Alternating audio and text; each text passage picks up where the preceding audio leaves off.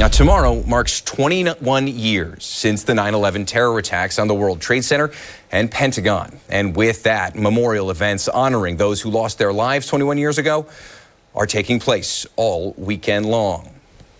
13 WAM's Dalton Williams joins us now to share how Rochester honors the phrase, never forget. Yes, there were events throughout the day honoring the first responders whose lives were lost on that tragic day. 21 years ago, 2,996 people lost their lives when two planes struck the World Trade Center in New York City.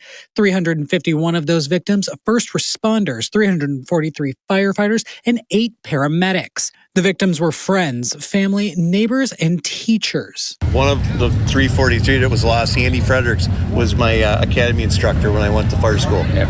I took a class. I still wear a remembrance bracelet with his name on it. This morning, the 21st annual Operation Patriots Let's Roll event took place at Ontario Beach Park. The ride is to honor those fallen on 9/11. Bikers from all over came to the Rochester area to show their respect. Bob Sweet was one of the riders in the event. He's originally from Baldwinsville, and Sweet was at Ground Zero after the attack.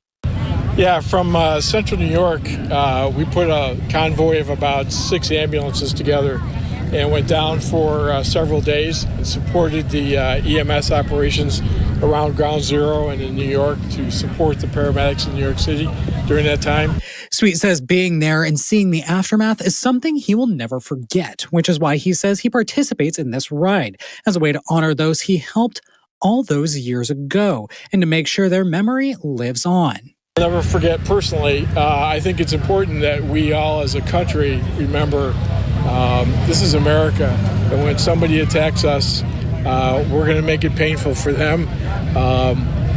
We have freedoms that most of the rest of the world does not have, and we need to make sure that everybody understands we're going to stand by those freedoms and we're going to protect those. Another memorial event taking place at the Ascension Gardens Cemetery, the annual butterfly release. Kristen Simone says this event is a way for her to show her support for her family who are first responders and to honor the ones who paid that ultimate price. I was always told that butterflies are a sign of life. So these are signifying their life, that we've loved them, they've lost their lives. So it means a lot. Also, Governor Kathy Hochul recently signed into legislation that would support the victims, first responders, and loved ones who have been fighting for compensation for so many years. More information about that can be found on our website, 13wham.com. As we continue to observe 9/11 today, it's important to recognize those men and women who jumped into action defending our nation after the attack. And now those heroes who served in the Middle East are getting benefits thanks to the PACT Act, recently signed by President Biden. 13 WAM's Dalton Williams is live at the VA Health Clinic after he spoke with local veteran service agencies about the PACT Act. Dalton. Yes, Chase, this new legislation expands VA healthcare availability for veterans from all eras, including those who enlisted after 9/11.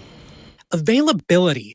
That's been the issue for some veterans trying to get health benefits from the Department of Veterans Affairs after their service. When a service member transitions out of the Department of Defense into civilian communities, they don't seamlessly transition then over to the Department of Veterans Affairs. The majority of veterans actually do not qualify for VA healthcare when they separate from military service. President Biden signing the PACT Act August 10th, expanding benefits for service members in the Gulf War, those exposed to Agent Orange, and those who fought after 9/11.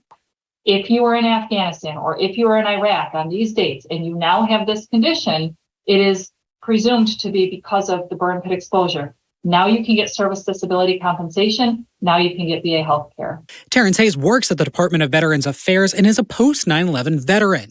Hayes says he knows men and women who were exposed to burn pits and other toxic materials, both living and dead. There are survivors right now who need benefits, and we need to do everything we can to deliver those benefits to those survivors. Hayes says while this is something far overdue for those who serve this country, there is still some waiting left to do. Those claims will begin to be adjudicated on January 1st. That's the soonest that we can adjudicate those claims, because there's some measures in place that we have to take to get up to speed in order to do so.